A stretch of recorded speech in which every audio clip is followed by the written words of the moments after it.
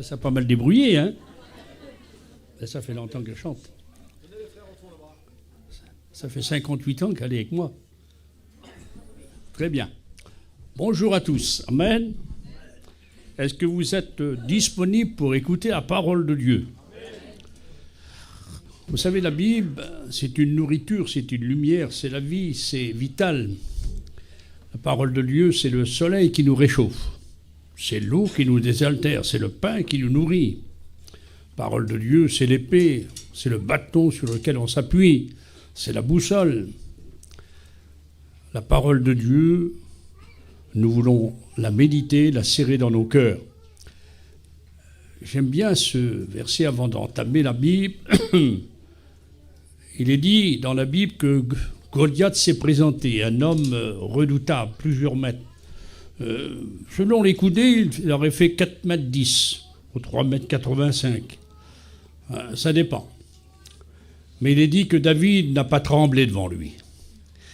Et dans le psaume, il est dit que David dit « Je tremble devant ta parole ». David ne tremblait pas devant le géant, mais il tremblait devant la parole de Dieu. Alors que vos cœurs puissent trembler ce soir devant cette parole de Dieu. Il est dit comme Dieu a descendu sur la montagne au temps de Moïse dans Exode chapitre 19, la montagne tremblait dans ses entrailles. Lorsque la loi a été donnée sur cette montagne, dite par Dieu dans la voix orale, tout le peuple a écouté. Et Moïse a répété les paroles de Dieu. Il est dit que le peuple tremblait. La montagne tremble comme Dieu descend. Comme Dieu agit dans nos cœurs, c'est l'homme et la femme qui tremblent. On dit Amen? Amen. Alors, je vais entamer la Bible avec vous, la parole de Dieu, si vous voulez bien. Je vais parler de Jésus-Christ. J'aime bien Jésus-Christ, moi. Amen? Amen. Est-ce que vous aimez Jésus-Christ? Savez-vous que Jésus ne vieillit pas? Savez-vous que Jésus ne change pas? Jésus est toujours le même. Avec lui, il n'y a pas d'impasse. Il y a toujours une débouchée. L'homme dit, c'est fini. Jésus dit, moi je commence. Il est perdu. Jésus dit, je le sauve. Il est condamné. Je le gracie. Je suis dans les ténèbres. Jésus dit, je suis la lumière. Et si tu me suis, tu auras la lumière de la vie. Je suis dans le manchon. Jésus dit, je suis la vérité et la vie. Amen. Alors Jésus, il est présent ce soir. Il est venu avec moi. Et voilà, il est avec vous ce soir, il est avec nous. Tu ne le vois pas, mais lui, il te voit. Tu ne le connais pas, mais lui, il te connaît. Les autres le connaissent. Amen. Jésus est formidable. Il est tout près de toi, il connaît ta vie, il sait comment tu t'appelles. Il connaît ta demeure, il connaît ton âge, il connaît ton père, il a connu ton grand-père, et voilà, il a tout connu. Seigneur, il connaît tout de toi. Alors que ce soir, nous puissions avoir une connaissance de Jésus-Christ. Il est écrit dans l'évangile de Jean, chapitre 17, verset 3. Père, la vie éternelle, dit Jésus, c'est qu'ils te connaissent. La vie éternelle, c'est quelque chose de grand, de vital, de péremptoire. Il n'y a pas plus beau. La vie éternelle. Cette vie est dure sur la terre. Elle est de 70 à 80 pour les plus robustes. Mais la vie éternelle n'a pas de fin. C'est gigantesque, c'est immense, c'est infini. C'est pour toujours. Eh bien, c'est de connaître Dieu. Et Jésus continue, et aussi connaître celui qui tu as envoyé, à savoir Jésus-Christ. Connaître Dieu, une connaissance de Dieu, c'est la vie éternelle. Connaître Jésus-Christ. Tout dépend d'une connaissance. La connaissance des hommes enfle. La connaissance de Dieu nous abaisse. Elle nous relève, elle nous frappe, elle nous blesse, mais elle nous pense. On dit Amen? Alors, on va suivre Jésus-Christ, le connaître un petit peu mieux ce soir. Je vais parler de l'autorité de Jésus, si vous voulez bien. Il est écrit dans Genèse, chapitre 41, verset 35, Joseph a dit à Pharaon qu'on fait une réserve sur l'autorité de Pharaon, l'autorité d'un homme. Là, il y a le mot autorité. Ensuite, il est dit dans l'Apocalypse, chapitre 18 et verset 1, il y avait un ange qui avait une grande autorité. Mais dans la parole de Dieu, dans le chapitre 12 de l'Apocalypse, et verset 10, il est dit, c'est Dieu qui a tout pouvoir, le Père, et à son Christ et l'autorité du Christ. C'est écrit l'autorité du Christ. Autorité d'un homme, autorité d'un ange, autorité de Jésus-Christ. Et là, j'attire votre attention, c'est vrai que les hommes ont de l'autorité, mais nous allons voir la signification du mot pour nous lancer à la poursuite de Jésus-Christ.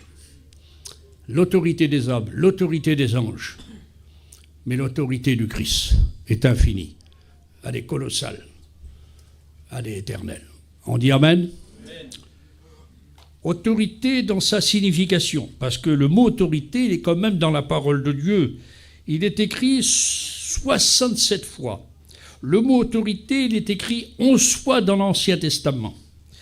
Le mot autorité, il est écrit 56 fois dans le Nouveau Testament. Donc, si la Bible parle de 67 fois du mot autorité, nous avons le privilège de connaître le sens, la signification. Pourquoi que la Bible nous donne, disons, ce chiffre si grand? C'est pour connaître l'autorité. L'autorité, dans la signification que nous exprimons en français, ça veut dire toute puissance. En 2, ça veut dire domination. En 3, ça veut dire empire, souveraineté, pouvoir absolu, ça veut dire chef, commandement à l'infini. Autorité veut dire tout pouvoir. Le mot autorité nous a ouvert notre esprit pour connaître tous ces points que Jésus possède. Est-ce que Jésus a tout pouvoir? Est-ce qu'il a toute puissance? Est-ce qu'il est le chef? Jésus l'a dit dans l'évangile de Matthieu, chapitre 28, verset 18, « Tout pouvoir m'a été donné dans le ciel, sur la terre et sous la terre, dans les anges, parmi les anges, et aussi parmi les vivants et parmi les morts. Pour Dieu, les morts ne sont pas morts, ils sont vivants. » Parce qu'il parle avec lui dans l'Apocalypse, chapitre 6. Il est dit que ceux qui ont été décapités adressent leur voix à Jésus. « Seigneur !» Et le Seigneur dit « Tenez-vous en repos ». Il parle à Jésus, Jésus leur parle. Il est capable de les habiller, revêtir d'un vêtement blanc. Il peut habiller l'âme. Imaginez-vous la puissance de Jésus. Alors, si vous voulez me suivre, je vais vous entraîner un petit peu dans la parole de Dieu, dans l'autorité de Jésus, dans son pouvoir. Tout d'abord, j'attire votre attention, si vous voulez bien, de l'autorité de Jésus dans sa personnalité. Il faut distinguer, disons, les personnalités de la divinité, de ne pas faire un mélange. Un amalgame, on n'a pas le droit. La Bible présente, disons, d'un côté, il y a Dieu le Père. Et la Bible est formelle. Il y a, englobé, il y a des mots qu'on emploie, c'est le mot Dieu. Il est employé pour Dieu le Père, il est employé pour Dieu le Fils, il est employé pour Dieu le Saint-Esprit. Ce n'est pas trois dieux, c'est trois personnes qu'on l'appellation, leur nature est être divin, ça veut dire Dieu. Alors si on trouve le Père, on le trouve écrit pour distinguer son Fils et le Saint-Esprit, pour comprendre la personnalité de Jésus. 190 fois dans le Nouveau Testament, il est écrit le mot « le Père ». Dans ces 190 fois, Jésus dit 38 fois « Mon Père est plus grand que moi, mon Père m'a envoyé ». Je dis les paroles du Père. On distingue bien les personnes. Maintenant, le mot « Dieu le Père », il y a Dieu le Père, c'est écrit 40 fois dans le Nouveau Testament. Si c'est écrit 40 fois dans le Nouveau Testament, c'est pour vous montrer qu'il y a Dieu le Père. Et Dieu le Père s'adresse à son Fils 7 fois. « Tu es mon Fils. Voici mon Fils. Voilà mon Fils sur la montagne de transfiguration. Écoutez-le. » Jésus s'adresse à son Père, il dit « Mon Père ». Maintenant, on trouve le Fils. Jésus est le Fils, n'est pas le Père. On ne fait pas un mélange, nous.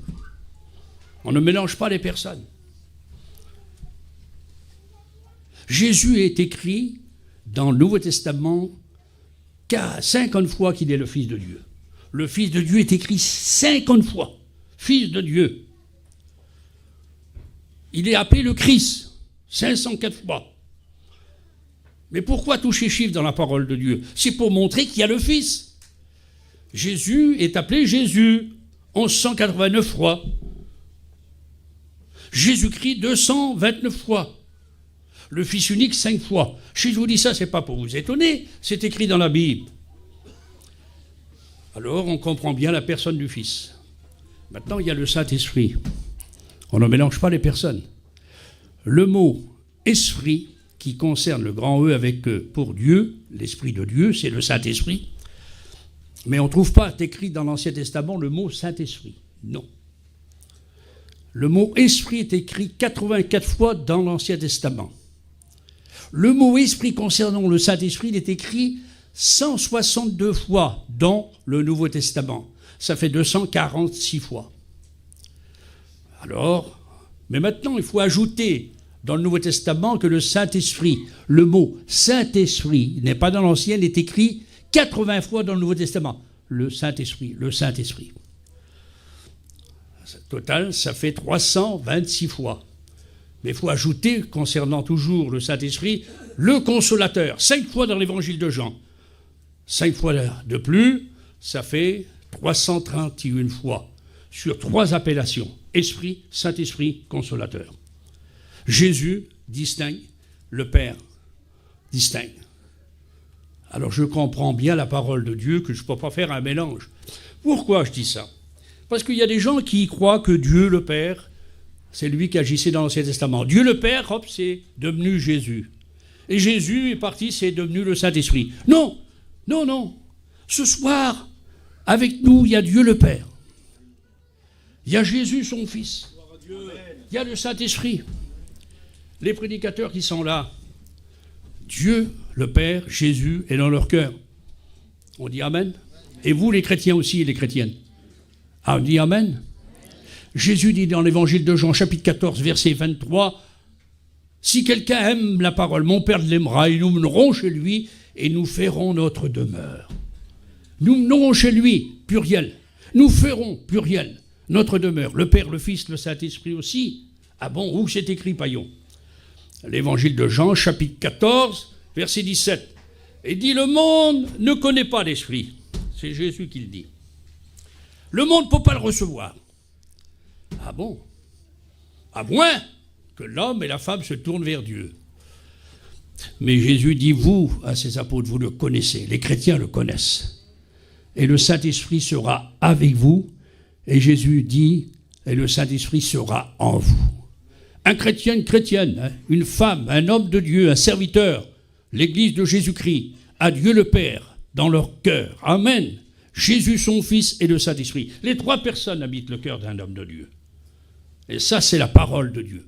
Alors, je comprends maintenant l'autorité du Christ dans sa personnalité. Il a été présenté par Dieu. Il est venu du ciel. Et nous allons voir, disons, dans sa vie à ce Christ, le Fils de Dieu, une connaissance pour aller plus loin avec lui. On dit Amen? L'autorité du Christ dans sa personnalité. L'autorité du Christ dans sa divinité. Le Seigneur Jésus est divin. Le mot divin veut dire Dieu.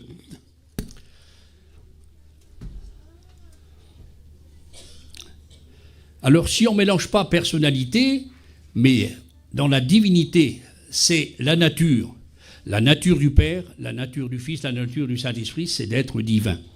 Mais pourquoi être divin? Comment qu'ils sont divins? La différence avec un humain. Ce soir, si nous sommes 300 personnes, nous sommes 300 personnes, personnalités. Mais combien de natures? Une nature, la nature humaine. Sur la Terre, il y a 7 milliards d'habitants, hommes et femmes, enfants, vieillards, bon. Il n'y a qu'une nature, c'est la nature humaine. Les anges sont par milliards. Ils sont nombreux comme les feuilles des arbres. Ils n'ont qu'une nature, ils sont célestes. C'est leur nature. Mais dans la personnalité, les anges sont personnifiés, ils sont des milliards. 10 milliards se tiennent devant Dieu dans Daniel. Mais maintenant, la Bible nous présente qu'il y a 3 personnes, le Père, le Fils, l'Esprit, qui sont divins, qui sont Dieu. C'est leur nature. Mais pourquoi? Parce qu'ils sont omniprésents. Ils sont présents partout à la fois. Dans tous les cœurs des chrétiens sur la terre entière.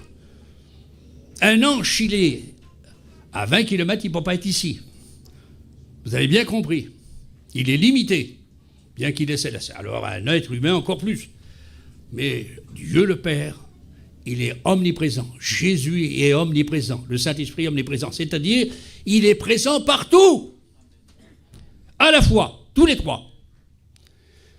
Omniscient, ils connaissent tout à la fois. Toutes les pensées, tout ce que tu penses, tout de suite. Hier, il y a 20 ans. Tout ce que tu as pensé, tout ce que tu as fait, ils connaissent tout. Rien n'échappe à Dieu le Père, à Jésus et au Saint-Esprit. Omnipotents, ils sont tout-puissants. Le Père est tout-puissant. On dit Amen. Le Fils est tout-puissant. Le Saint-Esprit est tout-puissant. Tous les 3 sont éternels. Ils sont créateurs et non créatures. Ils ont tout créé. Tous les 3. Ils ne travaillent pas indépendamment. Ils agissent ensemble. Mais tout ce que le Père fait, tout ce que le Père a fait, tout ce que le Père fait, tout ce que le Père fera, Jésus et le Saint-Esprit opèrent avec lui, en harmonie. Dans leur personnalité sont distincts. Leur nature, c'est d'être partout, connaître tout. Ils sont Dieu. Ils sont éternels. Dans l'action, ils sont tous les 3. Mais il y a un ordre établi. C'est pas le Père qui est soumis à Jésus, c'est Jésus qui est soumis à son Père. C'est pas Jésus qui est soumis au Saint-Esprit, c'est le Saint-Esprit qui est soumis à Jésus et au Père. L'ordre, l'harmonie des 3 personnes divines.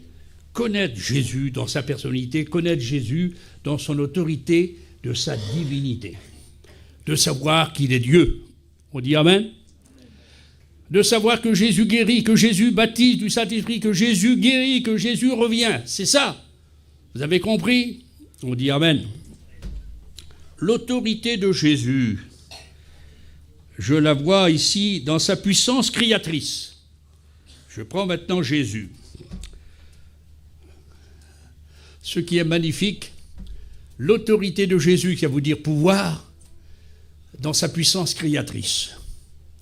Il n'est pas créature, j'ai dit il est créateur, comme Dieu son Père et le Saint-Esprit. Je ne pourrais pas dire de départ, d'arrivée, de date, non, ça nous dépasse. On peut partir de l'homme, d'Adam, jusqu'à nos jours, qui a 6000 ans. Mais la création des anges, de l'univers et des 6 jours, ça nous dépasse. L'autorité du Christ dans sa puissance créatrice. Avec Dieu son Père et l'Esprit, on va décider de crier les anges. Ne me cherchez pas, ne dites pas quand, où, ça a une portée éternelle. Ils vont crier les anges, tous les 3. C'est écrit dans la parole de Dieu. Dieu le Père a crié les anges. Les Psaumes 148, versets 2 à 5. Il est dit que Dieu a commandé, les anges ont existé. Alors ne cherchez pas le nombre. Jésus a crié les anges. Colossiens chapitre 1, il est écrit, et verset 16. Les dominations, les autorités, les anges ont été criés par Jésus, par lui et en travers lui. Le Saint-Esprit a crié les anges. Les psaumes 36, les psaumes 33, verset 6. L'armée des cieux.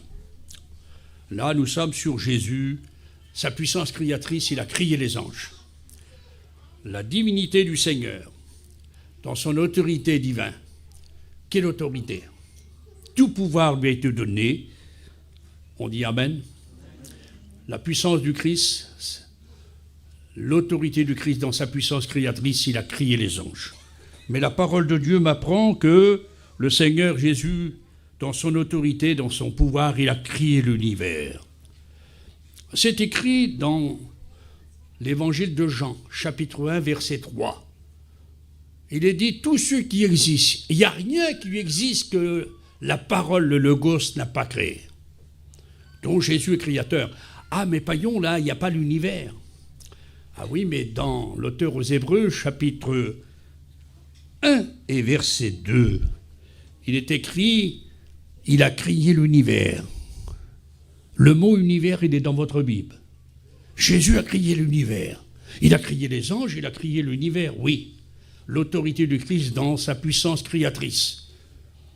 Et la puissance du Christ aussi, en autorité, dans la puissance créatrice, il a créé l'homme.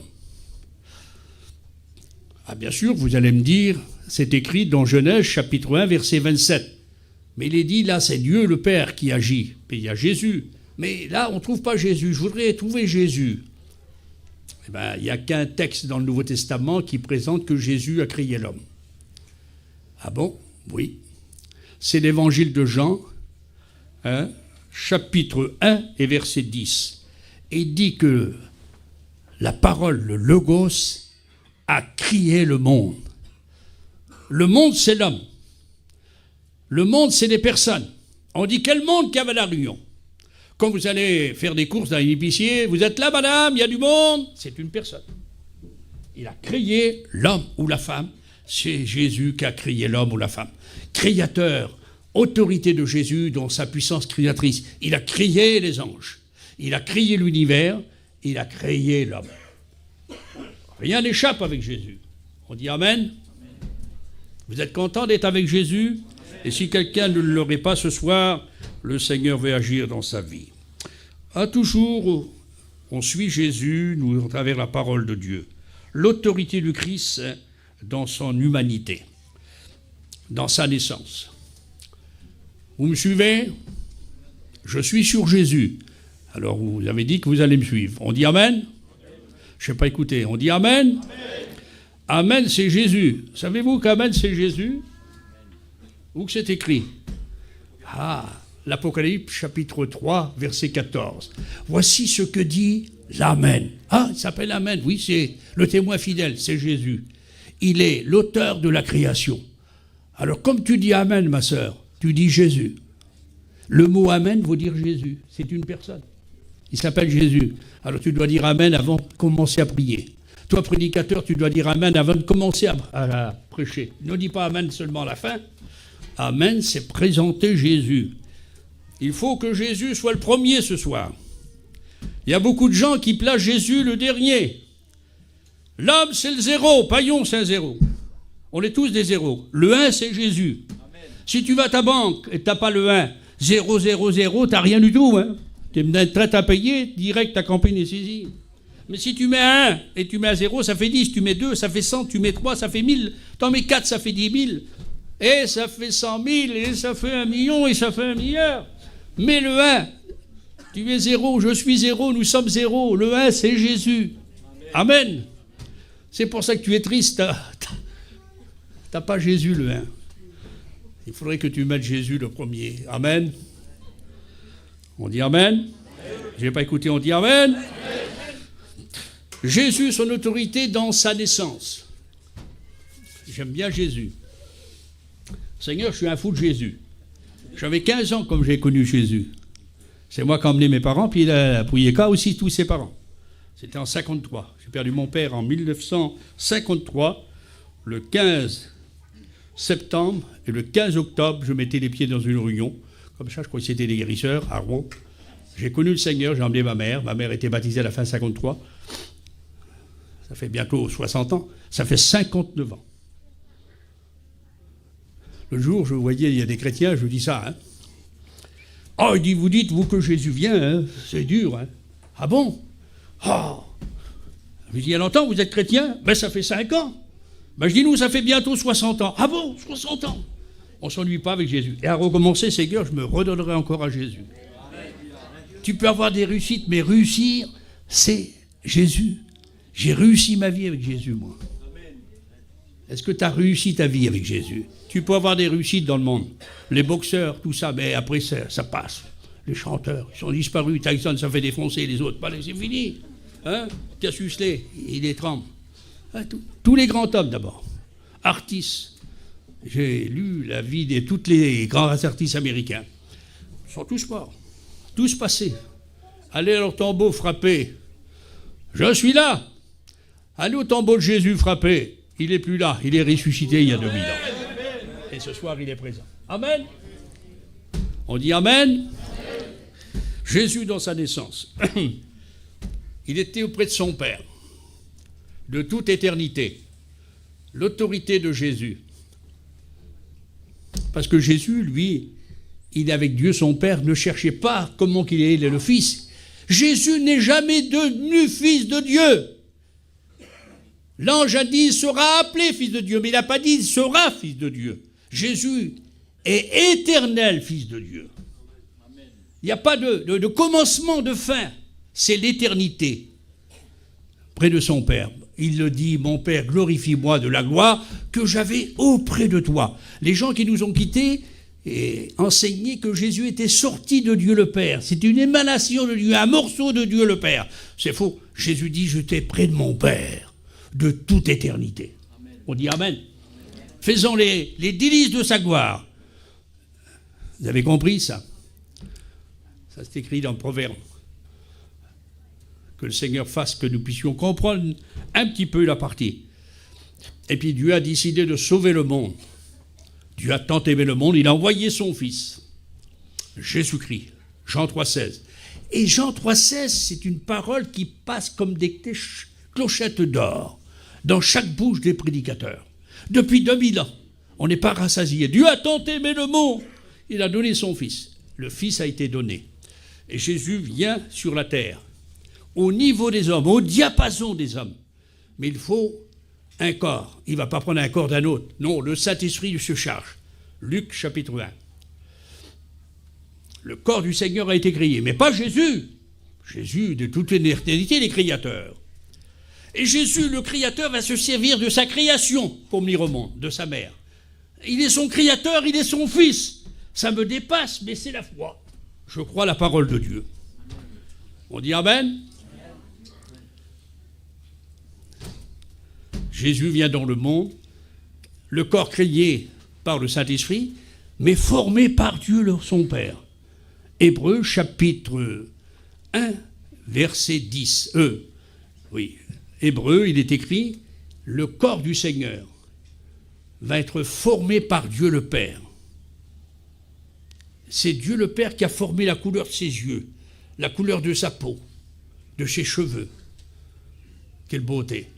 Tu n'as voulu ni sacrifice ni offrande, mais tu m'as formé un corps, mon Père, dont le Seigneur vient au diapason au niveau des hommes. Alors il est petit enfant. Dans sa naissance, le Christ va bouleverser le monde. Il va marquer le calendrier de l'humanité. La naissance de Jésus est fêtée sur la terre entière le 25 décembre. Mais Jésus n'est pas né le 25 décembre. C'est Jules Ier, le premier pape, en 358 de notre ère, qui a mis le 25 décembre. Parce que le 25 décembre, c'est la nuit la plus courte. Elle était dédiée à une déesse. Mais qu'importe, nous, Jésus est né. Il est né. Et sa naissance marque les hommes, touche. Une délégation du ciel va se déranger à sa naissance. Un ange, des anges vont chanter la gloire de Dieu, il vous est né un sauveur. Des bergers, les gens les plus simples, les premiers juifs convertis, vont contempler Jésus. Les deux êtres à contempler, à admirer, c'était Joseph, son père adoptif, et sa mère, qui l'ont vu les premiers. Amen. On dit Amen. Ensuite, les bergers, les anges. Jésus, dans son humanité, dans sa naissance, lorsqu'il va avoir 40 jours, il va bouleverser un homme. Siméon, il va être le relèvement d'Israël. À 10 mois, il va bouleverser la ville de Jérusalem, un roi et tous les Juifs. Et voilà, on cherche à le tuer. À 12 ans, il va bouleverser les plus grands théologiens. L'autorité de Jésus à 12 ans. Pendant 3 jours, il est au milieu. On peut être au milieu, mais pas un artiste, des artistes. Mais si tu es assis au milieu des artistes, tu es un artiste. Jésus est au milieu des plus grands théologiens de la planète Terre, les pharisiens, les sadducéens, le Sanhédrin, le monde juif, les sacrificateurs, les scribes, sont là. Ils sont étonnés par ces questions et réponses à 12 ans. Et Jésus va commencer à parler, prendre la parole à 12 ans. Il avait parlé, bien sûr, mais où c'est écrit qu'il a pris la parole? Il a dit que Dieu était son père et qu'il fallait qu'il s'occupe des affaires de son père. Je crois ce soir, en suivant ce commandement de Jésus, il serait bon de s'occuper des affaires de notre Père. Est-ce que tu t'occupes des affaires de Dieu? Jésus a dit, il faut que je m'occupe des affaires de mon Père. Il nous apprend que Dieu est son Père, qu'il est le Fils de Dieu et que Dieu est son Père. Il nous apprend qu'il y a des affaires à faire et qu'il faut qu'il s'occupe de ses affaires. Dieu est ton Père. Tu dis Amen? Alors occupe-toi de ses affaires. Je crois qu'on a besoin de comprendre ce soir. Il y a beaucoup de chrétiens, mais il y a des gens aussi qui ont besoin de comprendre, malgré qu'ils ne sont pas chrétiens, de s'occuper des affaires de Dieu, c'est-à-dire des affaires du salut, des affaires concernant sa vie éternelle. Tout dépend de la décision que tu vas prendre. Il serait bon de s'occuper un peu des affaires de Dieu. On est terre à terre, on s'occupe de nos affaires. C'est vrai, c'est bon, mais ce n'est pas vital, ce n'est pas capital pour aller au ciel. Il faut s'occuper un peu des affaires de Dieu. Amen. On dit Amen? Il n'y a pas beaucoup. On dit Amen? Amen. Bien. Jésus, l'autorité de Jésus, dans sa naissance, mais dans les 18 ans de sa vie, une vie de 30 ans, et à 12 ans, il y a 18 ans de silence. L'autorité de Jésus, mes amis, je te la présente vite fait. J'ai promis que vous allez me suivre. On dit Amen? Amen. Bon, c'est bien. L'autorité de Jésus, lorsqu'il va débuter son ministère, le premier être qu'il va affronter, il va être oint par Dieu son Père. Dans l'Ancien Testament, un sacrificateur, un prophète, un roi était oint de l'huile et par un prophète. Jésus, c'est différent. Il est sacrificateur, il est prophète. On dit Amen? On dit Amen? Amen. Et il est oint par Dieu son Père, pas par un homme. Il n'est pas oint par de l'huile, il est oint par le Saint-Esprit. On dit Amen? Jésus, son autorité, elle dépendait de son Père. Jésus est oint.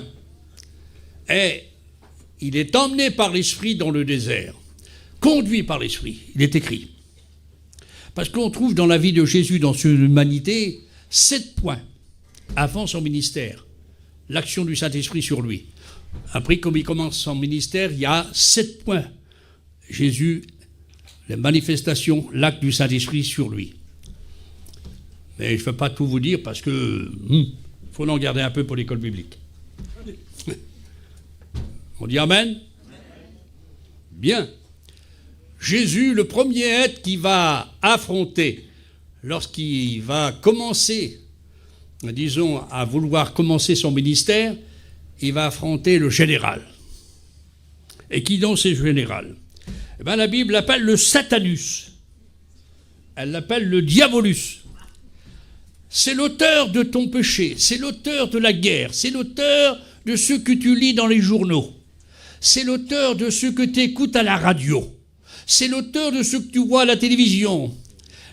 Tout ce qui se passe, les prisons sont trop petites, le pharmacien travaille plus que la boulangerie, il n'y a plus assez de docteurs, il n'y a plus assez de médicaments, tout le monde a peur, la peur, l'angoisse, la haine, le monde vit dans la peur. Peur de la maladie qui ronge le corps, peur de la vieillesse qui courbe nos corps et qui nous rend infirmes. Et voilà, on fait tout pour changer. Les statistiques maintenant, ils changent des visages, oh là là. Mais après, ça gonfle, ça transforme et ça va plus. C'est pas la création. Le monde a peur du nucléaire, on a peur de la peste, on a peur de la guerre, on a peur de soi-même. Et c'est pour ça qu'il y a 20 000 personnes qui meurent dans le monde, par an de l'angoisse. Savez-vous qu'on est le premier pays du monde, la France, pour les médicaments pour dormir? C'est tranquillisant. Premier pays du monde. La peur existe. Ah oui, mes amis. Eh bien, cet auteur de la peur, de la haine, du péché, de la maladie, de la drogue, laissez-moi vous dire, c'est le Satanus, c'est le diable. Et Jésus va l'affronter. Merci Jésus, quelle bonté. Un petit bravo pour Jésus, si vous voulez bien. Et voilà, il est au désert, le Seigneur, Et puis Satan, il est renseigné par ses démons. Il y a un homme qui jeûne. Ah ben oui, mais ça fait longtemps. Mais il ne boit pas. Ah, s'il ne boit pas, au bout de 3 jours, t'es mort. Ah, je vais aller le voir. Et il s'approche. Il vient au désert et il rencontre Jésus. Et il dit, si tu es le Fils de Dieu, il n'est pas sûr. Il a peur. Et tu es le Fils de Dieu. Si tu es le Fils de Dieu, ordonne que ces pierres se changent en pain. Le premier couple, Adam et Ève, avaient péché. Elle a vu que le fruit était bon à manger. Convoitise de la chair, le pain. Après, il lui fait voir le monde. Convoitise des yeux. Le fruit était agréable à la vue, Adam et Ève. Précieux pour ouvrir l'intelligence. Jette-toi en bas, l'orgueil. Les 3 péchés capitaux qu'Adam et Ève a tombé, qui a mis sur l'humanité, le diable présente, lui, à Jésus. Mais Satan ne va pas gagner. Le premier Adam a dit oui à Satan. Le deuxième Adam a dit non. Le premier Adam s'est déplacé devant Satan. Le deuxième Adam, Satan s'est déplacé devant lui. Amen. Le premier Adam était vaincu par Satan. Le deuxième Adam a vaincu Satan. Amen. Amen. Le premier Adam a été aplati par Satan. Le deuxième Adam aplati Satan. Amen. On dit Amen. C'est la différence. Alors, j'appartiens à ce deuxième Adam. Il s'appelle Jésus-Christ. Amen. Alors, lorsque Jésus vient dans une vie, il la transforme, il la bouleverse. Il apporte une révolution. Un tremblement de terre se fait, disant ton cœur et ta vie et ton âme est bouleversée. Jésus est magnifique. Jésus va aplatir Satan. Il ne va pas écraser la tête au désert. Il lui a mis une raclée. Je m'excuse, je suis avant louche. Il a mis une dérouillée, une tête ronde. Vous savez combien de temps Satan a resté sans aborder Jésus? Il faut connaître la Bible, Seigneur. 3 ans et demi. Alors, dans le ministère de Jésus, parce que je passe vite, allez, mes caporales, il a envoyé ses démons. Mais tu ne vas pas avec nous, général? La raclée qu'il avait pris. Alors, c'est pour ça qu'il y a beaucoup de chrétiens qui ont peur du diable. C'est vrai, Seigneur des démons. Mais celui qui est en vous, il s'appelle Jésus-Christ. Il est plus grand que celui qui est dans le monde, Satan. Vous avez Jésus-Christ, vous avez Dieu le Père, vous avez Jésus le Saint-Esprit en vous. Sœur, frère, ami, tu peux avoir Jésus-Christ ce soir. On dit Amen. Et Jésus va commencer son ministère, c'est magnifique. Jésus, l'autorité de Jésus devant Satan, il l'a platé au désert. L'autorité de Jésus devant les malades, il guérit les malades. Il chuchotait sur lui, il les guérissait. Amen. L'autorité de Jésus devant la mort, il dit à Lazare, sors, et le mort sort. Mais pour sortir, mes frères, mes sœurs, il est mort depuis 4 jours. Le sang, il est figé en lui. Le cerveau n'est plus irrigué. Il faut remettre tout en place. C'est une création. Et voilà que le Seigneur l'appelle. Lazare est au paradis. 3e ciel. Lazare! Excusez-moi, mon Créateur m'appelle. Quelle beauté. Et voilà, il revient à Jérusalem, à Béthanie, il rentre dans son corps, son âme. Et puis d'un seul coup, le sang va commencer à passer. Le cœur va taper, toc, toc, toc, 71 pulsations à la minute. Quelle beauté. Ah, tac, il est ressuscité. Créé, ressuscité. Et il va faire un miracle terrible parce qu'il a entouré de bandelettes. Il va voler pour sortir. Jésus dit, délie-le et laisse-le aller. Cette parole de Jésus est bonne pour toi ce soir. Déliez-le. Qui voudrait être délié de sa maladie? Qui voudrait être délié de l'angoisse? Qui voudrait être délié du péché? De la drogue pour le jeune? Être délié. Déliez-le, a dit Jésus. Dans la puissance de Jésus, l'homme, la femme a la capacité d'être délié. Le monde lie le monde. Le plus grand ennemi de l'homme, c'est l'homme pour lui. Vous avez compris ça? Il faut être délié pour être lié par Jésus-Christ. Il y a quelqu'un qui voudrait être lié par Jésus-Christ? Moi, je lève les 2 mains, les 2 pieds. Amen. Lié par Jésus, tu n'es plus le même femme, tu n'es plus le même homme. Tu as changé. Tu es joyeux. Tu peux être malade, c'est vrai, tu peux passer par des épreuves, mais le Seigneur est avec toi. Amen. Ah, Jésus est magnifique dans son ministère. L'autorité de Jésus devant la mort, l'autorité de Jésus sur la nature. Il apaise la mer. Jésus n'a pas dit à la mer, il dit au vent, parce que c'est les deux éléments les plus forts du monde. Que la planète Terre, il y a 3 fois plus d'eau que de terre. Le vent, il emporte les avions, il emporte les maisons. 500 tournades en Amérique. 500 l'heure, ça tourne. Des villes sont ravagées. Le vent va l'arrêter, toi. Ils se mettent d'accord pour couler la frêle embarcation, une bac de 8 mètres sur 3 mètres de large. À Zinda, il y a les pauvres apôtres et Jésus dort. L'autorité de Jésus, on le réveille. Il ne va pas dire à la mer, je t'en supplie, arrête. Il ne va pas dire au vent, si tu voudrais m'écouter. Non. L'autorité de Jésus, il dit au vent, silence! À la mer, tais-toi! Et d'un seul coup, le vent, comme un petit château de cartes, la mer toque comme de l'huile. Ils ont dû se parler, je suis à Marlouche. Ils ont dû se parler, ils ont dit, on n'est pas y allés, nous. On voulait faire couper, on a oublié qu'il y avait notre Créateur. C'est lui qui a créé la mer et le vent. Ils sont trompés. Il y a peut-être le vent dans ta vie, l'orage, la mer est en furie. Tu es embarqué, tristesse, angoisse, maladie. Le Seigneur va apaiser la tempête de ta vie. On dit Amen. Son autorité est présente ce soir. Il est le même hier, aujourd'hui, éternellement. Que son nom soit béni. L'autorité de Jésus dans sa mort. Jésus n'est pas mort. Ce n'était pas un martyr. Jésus dans sa mort, c'est un vainqueur. On dit Amen.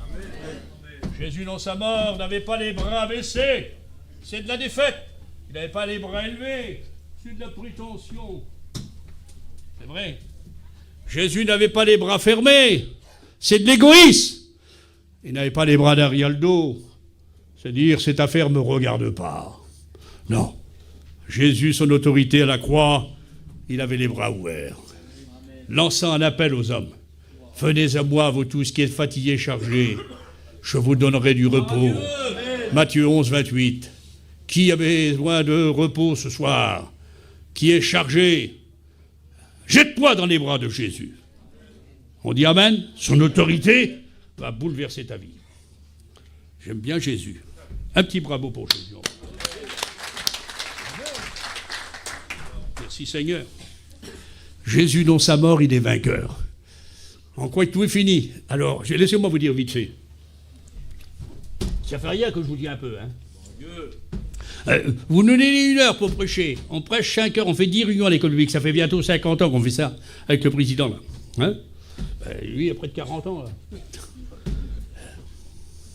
Alors, c'est un déjeuner, c'est une petite rondelle de saucisson, Seigneur, 1 heure. Bon, c'est bien. Jésus, dans sa mort, il est vainqueur. On dit merci Seigneur. Satan, avec ses démons, avait toujours envoyé des démons. Un démon, après que lui, il avait été aplati au désert, Jésus chasse un démon. Ensuite, 2 démons. Après 7 démons, Marie de Magdala. Après 6000 démons avec le démoniaque de Gadara. Jésus chasse les démons jusqu'à un tel point que les démons vont prier Jésus. Parce que Satan a dit maintenant, là, Jésus, c'est fini. 6000 démons, il ne peut pas. Et il voit que ces démons vont prier Jésus. Il les envoie dans les cochons. Quelle défaite pour lui. Merci Seigneur. Amen. Bien. Mais là, à la croix, le diable voyait que c'était tout et fini. Il avait aveuglé Judas, le peuple d'Israël. Il avait endurci Pilate, qui avait dit 3 fois que Jésus était juste. Son procès à Jésus était faussé au point de vue religieux. C'est passé dans la nuit, pas le droit. Le nombre des chefs n'était pas complet. Le procès de Jésus politique, il était faussé par Pilate, il devait le relâcher. Il avait dit qu'il était juste. Le procès de Jésus est faussé, royatique. Hérode s'est moqué de son sujet. Donc, le diable dit, c'est fini, Jésus va mourir. Mes démons, vous ne serez plus chassés. Les malades seront plus guéris. Parce que ce Jésus-là, il va mourir. Golgotha n'avait rien dérangé à Satan. Au contraire, c'était un lieu des criminels qui mouraient. Il faisait tout pour les envoyer, bien sûr, lui. Mais s'il a reçu, Jésus à Golgotha, sur la croix, le centre de l'univers. Et j'ai mis par étude même, que le centre de tous les hommes de 900 km le centre de la terre, à quelques centaines de kilomètres, c'est la Palestine. Le centre de la terre, Seigneur. Vu de 900 kilomètres. Le centre de la terre, à quelques kilomètres, c'est la ville de Jérusalem. À quelques centaines de mètres, le centre de la terre, c'est Golgotha. Vu par les hommes, scientifiquement prouvé. Dieu va planter la croix de son Fils dans le crâne Golgotha. C'est là que Jésus va mourir pour l'humanité. Satan ne le savait pas. Lorsque Jésus va dire « tel était », la tête de Satan va être écrasée. Une prophétie de 4000 ans va se réaliser. Genèse chapitre 3 verset 15. La postérité de la femme avait dit « Dieu, à Satan t'écrasera la tête ». Et Jésus, 4000 ans après, tel était l'évangile de Jean chapitre 19 verset 30. Jésus a tout accompli, tel était, Satan la tête écrasée. Ah, quelle beauté! Il a la tête écrasée. Jésus, dans le désert, Seigneur, il l'a fait tomber. Mais là, il lui écrase la tête, ton ennemi. Alors, Jésus, c'est le grand vainqueur.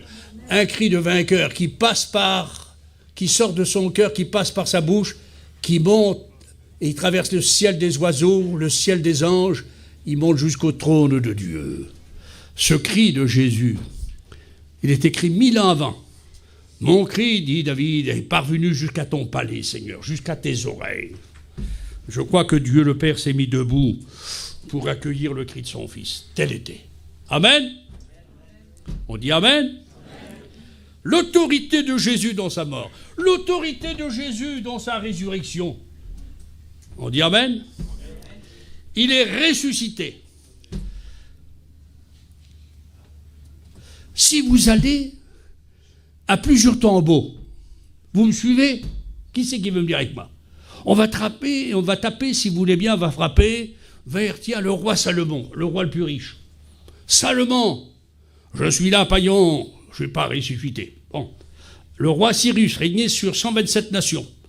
Ça, Cyrus, je suis mort, je ne suis pas ressuscité. Ah bon, ça c'est des temps anciens. Ah, allons vers le tombeau de Napoléon. Sur l'île de Sainte-Hélène, il est mort. Napoléon a régné sur le monde. Napoléon, je suis mort.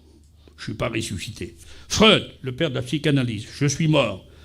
Victor Hugo, je suis mort. Ah bon? On va aller vers Karl Marx, le fondateur du communisme, 2 milliards de communistes par le monde. Je suis mort, pas ressuscité. Ah bon? Alors à tous les tombeaux, oui. Allons vers le tombeau de Jésus. Frappons. Eh bien, la réponse sera, je suis ressuscité il y a 2000 ans. Les gens, j'ai dit, il n'est plus là, il est vivant. Amen. On dit Amen. Amen. Jésus est vivant, il est ressuscité. S'il n'y avait pas de résurrection, alors la Bible serait moins qu'un roman. Et les curés du Moyen-Âge avaient le droit de la brûler. Il n'y aurait pas de résurrection, Seigneur. C'est le premier maillon de la chaîne des doctrines sur 86. S'il n'y aurait pas de résurrection, pourquoi venir à la réunion? Pourquoi être chrétien? T'as une petite vie de 40, 70 ans, 80 ans, vis la bien, champagne, gâteau. Mais oui, Seigneur, pas de résurrection. Il n'y a pas d'espérance. Pas besoin de croire en Dieu. Ah oui, pas besoin d'école biblique. Jimmy, on ne va plus. Fatigue, c'est plus pour nous. Dans l'eau. Plus de convention. Mais non. Mangeons, buvons, c'est la vie. Puis après, on s'arrête. Le sort de l'homme est comme la bête. Pas de résurrection. C'est ça qu'ont dit les Sadducéens. Ça qui disait Voltaire. Une fois qu'on est mort, c'est fini, le monde. Mais la Bible, elle nous dit 60 fois ressuscité. Elle nous dit 42 fois résurrection. Savez-vous que c'est écrit dans le Nouveau Testament 154 fois la résurrection. Ressuscité, ils vont ressusciter. 154 fois. Alors moi, chrétien, je le crois, et je dis Jésus est ressuscité, je crois à la résurrection. Un petit bravo pour Jésus pour la résurrection. Il est vivant, amen, que son nom soit béni. Il est ressuscité. L'autorité de Jésus dans sa résurrection. L'autorité de Jésus dans son ascension. L'ascension. Et nous a quittés. Non, parce qu'il a dit dans l'évangile de Matthieu chapitre 28, verset 20, je suis avec vous tous les jours, texte littéral, toute la journée, jusqu'à la fin du monde. Jésus n'est pas avec nous par le Saint-Esprit. Vous avez compris, ce soir, Jésus est présent, pas par exemple par le Saint-Esprit. Non, il y a Dieu le Père, il y a Jésus, il y a le Saint-Esprit. Tous les trois, ils sont Dieu, ils sont partout. Il y a Dieu le Père, il y a Jésus son Fils et le Saint-Esprit. Jésus, il est monté au ciel, mais il reste avec nous. Il a dit, je suis avec vous. On dit Amen? Amen.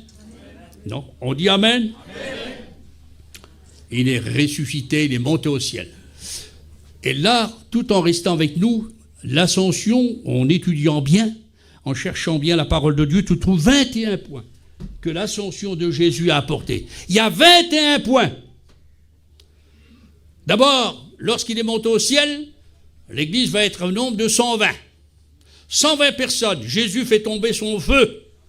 Il y a le feu de Dieu, le feu du Saint-Esprit. Des langues de feu se posèrent sur chacun. Ils furent remplis du Saint-Esprit, ils se mirent à parler en langue, selon que l'Esprit leur donnait de s'exprimer. Actes des Apôtres, chapitre 2. Jésus baptise du Saint-Esprit. Il avait prophétisé, vous serez baptisés du Saint-Esprit. Jean-Baptiste l'a prophétisé. Vous savez combien de personnes ont parlé du baptême du Saint-Esprit dans la Bible? Combien de personnes? 9 personnes. Combien de livres? 9 livres dans la parole de Dieu. Combien de textes? 35 textes parlent du baptême du Saint-Esprit dans la parole de Dieu. Alors ne me dites pas que le Seigneur ne baptise pas du Saint-Esprit. Amen. Amen. Le Seigneur baptise du Saint-Esprit. Le jour de la Pentecôte, le feu de Dieu a tombé sur les 120 personnes. Salomon, lorsqu'il a inauguré le temple, il y avait 120 sacrificateurs et le feu de Dieu a tombé. La Pentecôte, il y avait 120 personnes, le feu de Dieu tombe. Le Seigneur ne change pas au temps de Salomon, il ne change pas le jour de la Pentecôte. Et il ne change pas à l'heure actuelle. Combien de personnes sont baptisées du Saint-Esprit? Levez la main. Amen. Le feu de Dieu a tombé sur nous, le baptême du Saint-Esprit. Dieu a commencé la mission il y a 60 ans. La doctrine, c'était très grand. Hein. Oh. Alors il a fait l'action du Saint-Esprit, baptême du Saint-Esprit, hein, avec Mans. Parlant rempli du Saint-Esprit. J'ai reçu le baptême du Saint-Esprit, je n'étais pas baptisé dans ça en 1954. Mais j'ai suivi le Seigneur. C'est pour vous dire la puissance du Saint-Esprit. Il a agi avec nous, de la publicité divine, des miracles. Et puis après la doctrine. 60 ans après, on a encore le baptême du Saint-Esprit, on a encore les miracles. Combien de personnes ont été guéries? Levez la main. Seigneur guérit. Amen. Et on a la doctrine. Amen. Les 3 éléments. Merci Seigneur. L'autorité de Jésus. Il va établir les 5 ministères. Vous avez compris ça? 21 points, je ne peux pas vous les dire, bien sûr, mais c'est pour vous dire que l'ascension, le Seigneur nous prépare une place. Et puis voilà, l'autorité de Jésus pour l'Église depuis 2000 ans. Alors, retenez ce que je vais dire. L'autorité de Jésus pour l'Église. Sa présence avec l'Église. L'évangile de Jean, chapitre 14, verset 23. Il est avec nous. Sa présence avec elle. L'évangile de Matthieu, chapitre 28, verset 20. Sa protection par lui. Il a dit que le séjour des morts ne pourrait rien faire contre son Église. L'évangile de Matthieu, chapitre 16, verset 18. Et maintenant, on trouve l'autorité de Jésus sur elle, sur l'Église. Il est le chef, parce qu'elle est sa fiancée.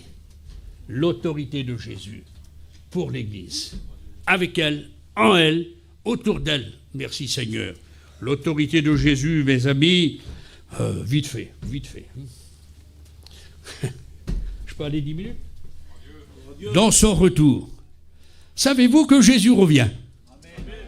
On dit Amen? Oh! Est-ce que vous êtes prêts? Amos 4,12, je crois. Souvent récité mal par les chrétiens. Prépare-toi à la rencontre. Ben non, c'est pas écrit ça. Ah bon? Je savais pas. C'est écrit sois prêt, texte littéral hébreu. Attention, les Baillères, c'est des Hébreux. Hein. Ah oui, le vieux grand-père, avant Edjimir, Baillère, là. Bah, je m'excuse, hein. C'est vrai. Il s'appelait Pierre-Jacob Maillère. Il est mort en 1810, ça fait 212 ans. Il est le père de mon grand-père, et puis voilà, de grand-père Adjumi, c'est les Baillères. Maillère, je m'excuse, hein, ça veut dire armée. Bon, dans le texte hébreu, hein, il faut l'hébreu. C'est écrit, retenez bien, sois prêt, et non pas de préparer. Jésus vient. L'autorité de Jésus dans son retour, vite fait. L'autorité de Jésus dans son retour est pour bientôt. Je ne sais pas. Les événements annoncent l'avènement. Le monde se prépare, la triarchie, les groupes se préparent de tout partout. Vous avez compris ça? Ne partez pas de la fin du monde. Les Incas, puis là, tout ça. La fin du monde sera 1000 ans après l'enlèvement de l'Église. 1000 ans, c'est écrit Apocalypse chapitre 20, versets 1 à 6. 6 fois la fin du monde. Il y a 1000 ans. C'est au jugement dernier. Alors, n'attendez pas la fin du monde. Moi, j'attends Jésus-Christ. Amen. Jésus vient. Et comme disait Nicodème, il avait raison. J'attends pas les événements, j'attends pas les tremblements de terre, il a toujours vu. Savez-vous qu'il y a eu 75 millions de morts depuis Jésus à nos jours par les tremblements de terre, par les statistiques. Alors, les tremblements de terre, il y a toujours. Les tsunamis, il y a toujours vu. Les vents, les tempêtes, c'est toujours. Il y aura encore des catastrophes, c'est vrai. Mais c'est les catastrophes du monde. Mais la fin du monde, c'est dans 1000 ans. Mais le retour de Jésus est proche. Et ça, Jésus vient bientôt. Est-ce que vous me suivez? Moi, j'attends pas les événements, j'attends pas l'Antichrist. Moi, j'attends pas le faux prophète, j'attends pas la marque sur la main et sur le front. Seigneur, c'est pas pour moi. Moi, j'attends pas la grande tribulation. J'attends pas le diable et les démons sur la terre. J'attends Jésus-Christ. Il vient du ciel pour prendre son église. Il dit que vous avez la force d'échapper. J'échappe. On dit Amen. J'échappe comme qui? Comme Noé. Dieu l'a mis dans l'arche avant le déluge. Il a sorti Lot avant de détruire Sodome et Gomorrhe. Il a fait passer les enfants d'Israël à pied sec dans la mer avant de noyer les Égyptiens. Il a fait sortir l'église primitive à Jérusalem avant de détruire Jérusalem par Titus en 70. Avant que le diable tombe sur la terre, Apocalypse chapitre 12, verset 7, l'église sera enlevée. Moi, j'attends Jésus-Christ. Alors on me disait, tu sais, Paillon, là, il y a la marque sur la main, c'est préparé. Ah bon? Oui, dans l'Apocalypse, c'est écrit, hein? Oui, c'est écrit. Et pourquoi t'as peur? Eh ben oui, j'ai peur. Ben je dis, moi, je ne verrai pas la marque. Ah bon? Pourquoi? Parce qu'il va venir dans la grande tribulation. Moi, j'attends Jésus-Christ. J'attends pas le dragon. Le dragon est trop fort pour moi, bordel, je ne peux pas le combattre, moi. Je combats le lion, je combats les petits oiseaux, hein, c'est Satan. Je combats le loup, je combats le lion. Ah oui, mais le dragon, Seigneur, il est grand comme le chapiteau, il crache du feu. Mais pas besoin de me tracasser. Il va venir dans la grande tribulation. Moi, je serai pris avant. Moi, j'attends Jésus-Christ. Il vient bientôt. Jésus vient. Son autorité va venir prendre son église. Il vient du ciel. 1 Thessaloniciens, chapitre 4, versets 12 à 17. Le Seigneur vient du ciel. Les morts en Christ ressuscitent. Au son de la trompette de Dieu. Ne mélangez pas la trompette de Dieu, surtout avec la trompette de l'Apocalypse, chapitre 11, verset 15. La trompette de l'ange, c'est la trompette du malheur. Les 7 trompettes, la terre est déchirée. 10%, 3%, 10%, 3 sur 10. La terre est en lambeaux, le ciel, les hommes, la mer. Moi, j'attends pas ça. C'est pas cette trompette-là. Trompe-toi pas de trompette. Prends la trompette de Dieu. C'est la trompette de la résurrection. Amen. Amen. On est très intelligent. Un signal donné à la voix de l'archange. Le Seigneur descend du ciel, les morts ressuscitent.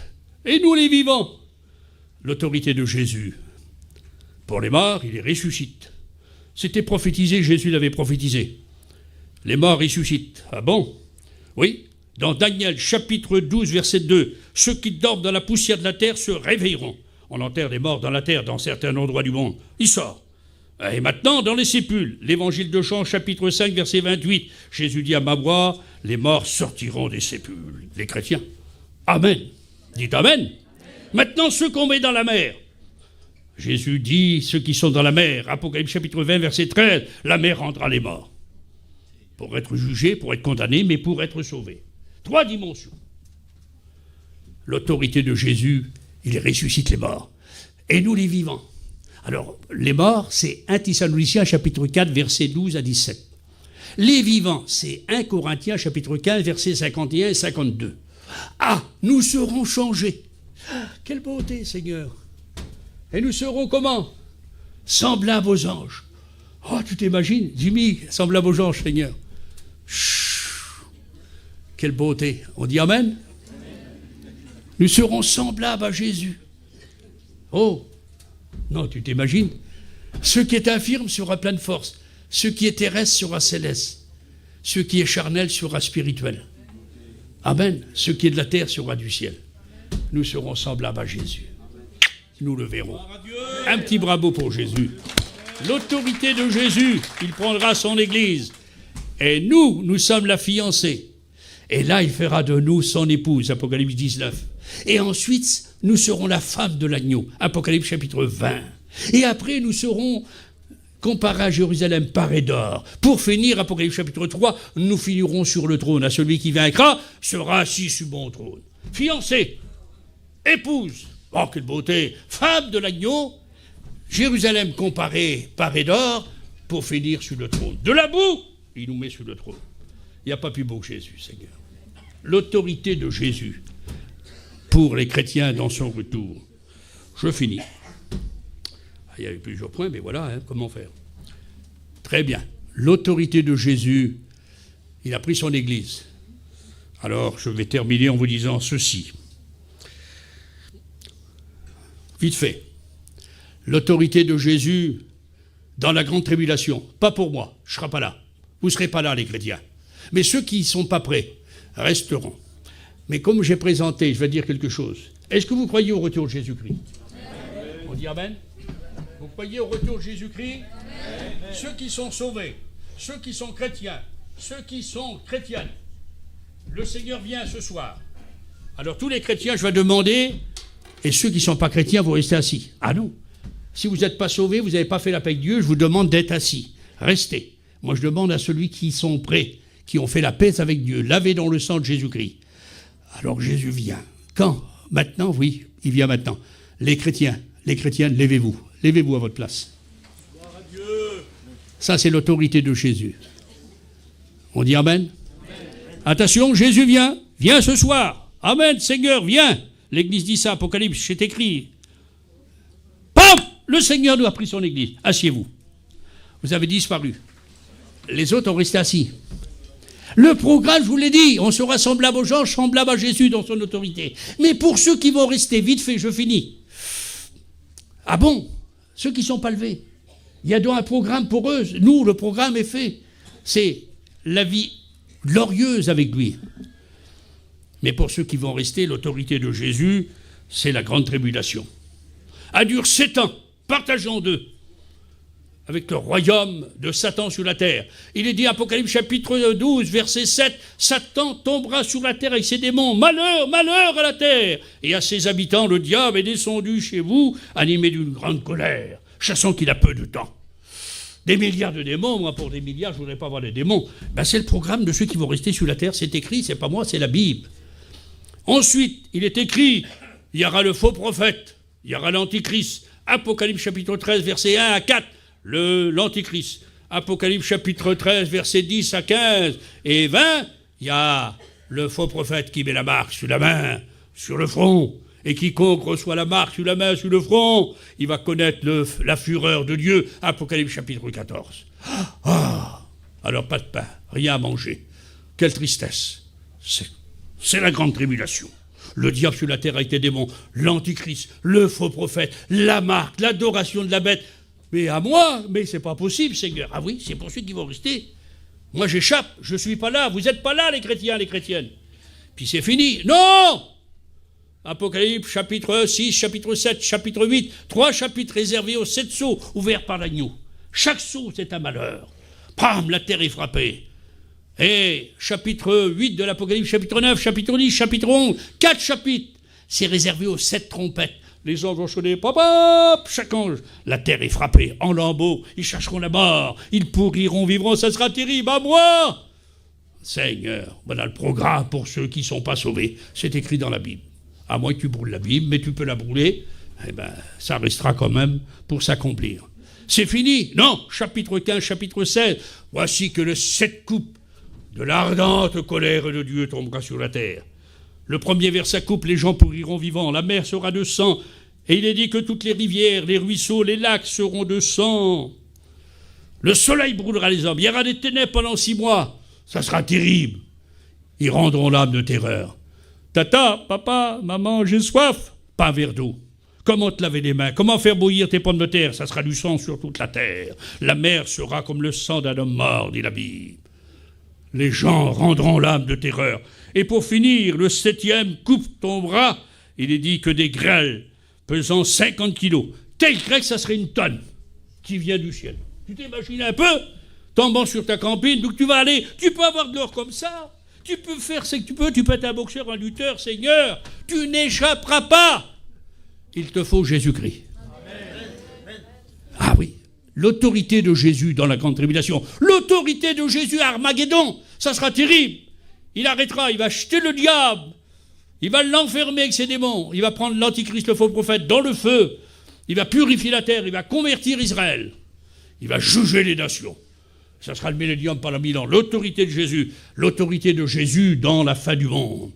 Ah oui, il jugera les hommes. L'homme comme une fourmi perdue. Toutes les morts qui ne sont pas sauvés vont ressusciter depuis Adam jusqu'à la fin du monde. Comme une petite fourmi devant une montagne. Faites-le approcher. Faites-le approcher.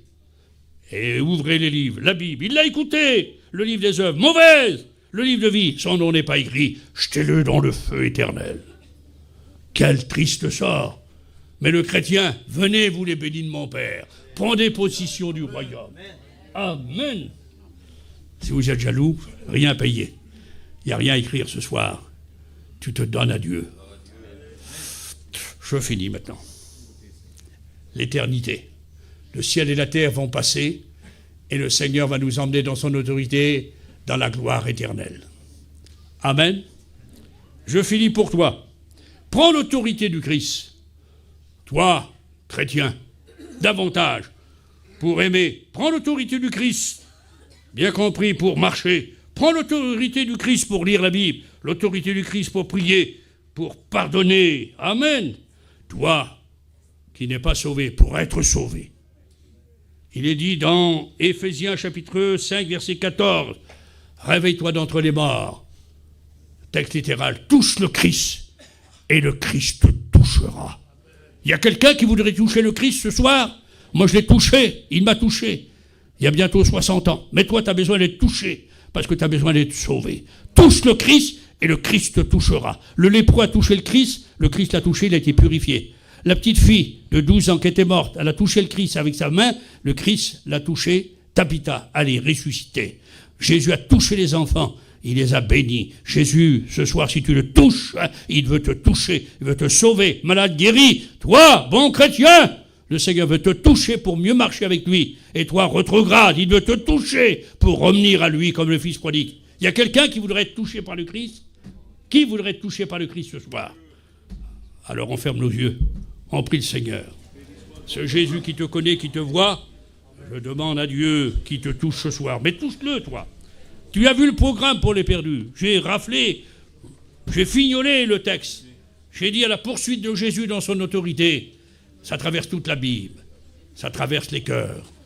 On dit Amen. Seigneur, Dieu Tout-Puissant du ciel et de la terre, je te demande par ton Fils Jésus-Christ de toucher les cœurs, de fortifier les chrétiens, de ramener ceux qui sont loin de la bergerie, de délivrer les passionnés, ceux qui fument, ceux qui boivent, ceux qui sont jaloux, ceux qui sont tristes, ceux qui sont malades. Je te demande de les délivrer. Alléluia, tu le fais. Je réclame l'autorité du Christ sur cette assemblée ce soir. Amen. Je dis Amen, ça veut dire qu'il en soit ainsi. Je dis Jésus. Amen.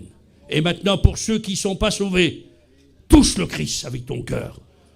Laisse-le te toucher. Laisse-le te sauver. Pourquoi tu serais perdu? Et pourquoi que tes enfants resteraient dans la grande tribulation? Pourquoi tu passerais tes enfants par le feu? Pour voir le diable, l'antichrist, le faux prophète, la marque, les 7 sceaux, les 7 trompettes, les 7 coupes ardentes de Dieu. Tu n'as pas le droit. Donne-toi à Dieu. Touche le Christ et le Christ te touchera. Amen. Les yeux sont fermés, les têtes sont baissées. Il y a quelqu'un qui voudrait que le Christ te touche ce soir. Lève ta main, je prie pour toi. Amen. Il y a quelqu'un pour le Christ? Tu ne veux pas être touché par le Christ ce soir? Amen. Il y a une main. Merci. Encore quelqu'un qui veut être touché par le Christ, qui veut toucher Jésus-Christ. Lève ta main, je prie pour toi. Je t'ai vu. Encore quelqu'un? T'as vu? Encore quelqu'un? T'as vu? Lève ta main, je prie pour toi. Les têtes sont baissées, les yeux fermés, les chrétiens prient. Quelqu'un veut toucher le Christ le touche toi. Prends-le. Prends sur ton autorité ce soir. Seigneur te bénit. Bénis ces personnes, Seigneur, qui sont tournées vers toi, en acceptant ton autorité. Dans ton autorité, tu les pardonnes, tu les sauves. Et les autres qui ont hésité, tu les poursuivras. Ce soir, demain, jusqu'à temps qu'il dit oui, Seigneur, je te touche, touche-moi. Merci, Seigneur. Amen et Amen. On dit Amen? On dit Amen? Bien. Je n'ai pas fini. Ah oui. Y a-t-il quelqu'un qui est malade? Je ne vais pas imposer des mains. Lève-toi à ta place. J'ai prié pour une femme, elle était à 1000 km de moi. Elle avait une tumeur au cerveau. Le prédicateur a dit, ma mère a une tumeur. J'ai dit, arrête, on prie. Prête à l'opérer, on a prié.